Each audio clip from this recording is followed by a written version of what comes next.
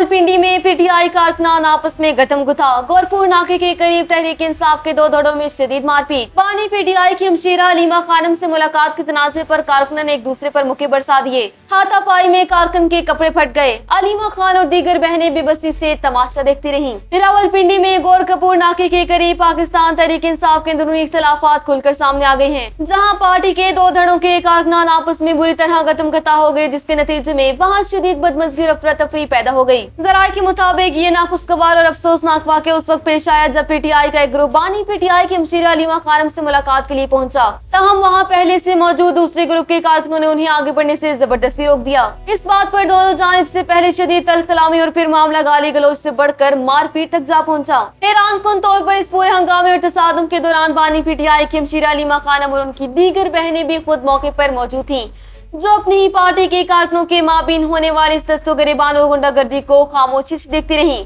मंजर आम पर आने वाली वीडियो में वाज़ेह तौर पर देखा जा सकता है कि मुश्तल कारकुनान आपस से बाहर होकर एक दूसरे पर बेदर्दी से मुक्के बरसा रही हैं और शदीद हाथापाइयों के इंचातानी की वजह से एक पीटीआई कारकुन के कपड़े तक फट गए। इस वाक़े ने पीटीआई की मुकामी क़यादत और नज़्म-ओ-ज़ब्त पर कई सवाल खड़े कर दिए हैं, जबकि सोशल मीडिया पर भी इस लड़ाई की वीडियो वायरल होने के बाद शदीद तनकीद की जा रही है।